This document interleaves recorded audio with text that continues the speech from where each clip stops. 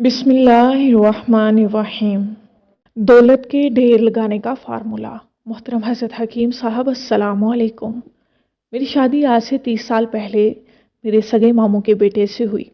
मेरे शोहर अपने वालिदैन से अलहदा रहते थे। शोहर के बाकी तमाम बहन भाइयों की शादियां हो चुकी थीं।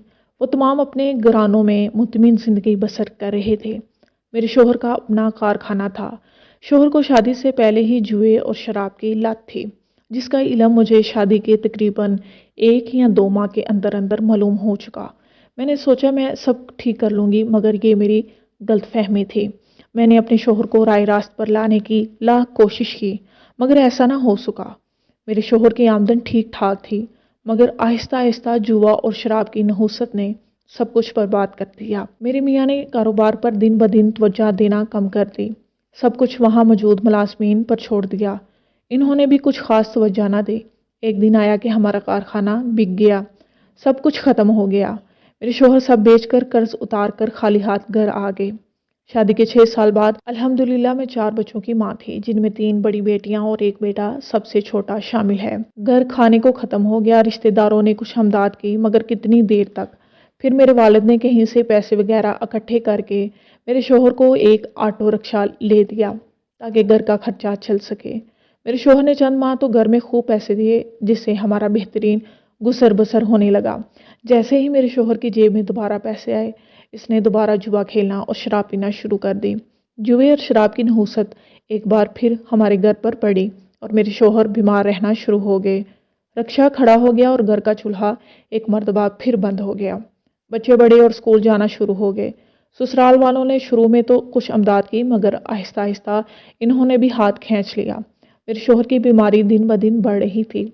एक रात अचानक इनकी तबीयत ज़्यादा ख़राब हुई और वो खालिक हकीकी से जा मिले। लोगों ने खूब हमदर्दी जताई, मगर किसी ने ये ना सोचा कि अब ये घर कैसे चलाएगी, बच्चों की फीस कहाँ से अदा करेगी। इन्हीं दिनों मेरी एक हमसाई ने मुझे दर्ज वजीफ़ा बताया। मैं मुसाइब में चारों तरफ से घिरी हुई थी। मुझे राय निजात सिर्फ ये वजीफ़ा ही लगा। मैंने और मेरी बच्चियों ने पागलों की तरह ये वजीफ़ा पढ़ा। मेरी बेटियां जवान हो चुकी थीं, मुझे इनकी शादियों की फ़िक्र भी खाए जा रही थी। अल्लाह का शुक्र है कि अल्लाह ने मुझे पाक दामन बापर्दा 5 वक्त की नमाजी औलाद दी। अभी वजीफ़ा पढ़ते हुए चंद माह ही हुए थे कि मैंने कपड़ों की सिलाई शुरू कर दी। मुझे यकीन नहीं था कि मुझे भी कभी कोई कपड़े सिलवाएगा, मगर चूंकि हमारा घर एक पोश इलाके में था और काफ़ी अरसा रहने की वजह से इलाके में सलाम दुआ भी अच्छी थी। इस वजह से ख़वातीन ने अपने कपड़े कुछ अच्छी सिलाई और कुछ ने हमदर्दी के तहत मुझसे सिलवाना शुरू कर दिए और मुझे पैसे भी मुँह मांगे मिलते। आहिस्ता आहिस्ता मेरी बच्चियों ने मेरा हाथ बटाना शुरू कर दिया और 2 से 3 साल बाद मेरे पास इतना काम हो गया कि मुझे घर में 3 मशीनें मज़ीद लगाना पड़ी और 7 काम के लिए लड़कियों को रखना पड़ा। मेरी बच्चियां अच्छे कॉलेजेस में जाना शुरू हो गईं और बेटे का दाखिला भी अच्छे कॉलेज में हो गया। ये वजीफ़ा जारी था कि बेटियों के लिए ऐसे ऐसे बेहतरीन जगह से रिश्ते आए कि मैं खुद हैरान परेशान कि ये सब क्या करिश्मात हो रहे हैं। अब यकीन जानिए, हमारे इलाके में एक बंगला है जिनका कपड़े का कारखाना है। इन्होंने अपने इकलौते बेटे के लिए मेरी बेटी का हाथ खुद घर आकर मांगा, और बेटा भी ऐसा शरीफ कि जिसकी तारीफें हर छोटा बड़ा करता है। इनके साथ इलाके के चंद मुअज़्ज़िज़ीन भी आए और यूँ मेरी बेटी एक छोटे से घर से निकलकर एक बंगले में ब्याही गई। इसी तरह बाकी 2 बेटियों के रिश्ते भी बहुत अच्छे घरानों में हो चुके हैं।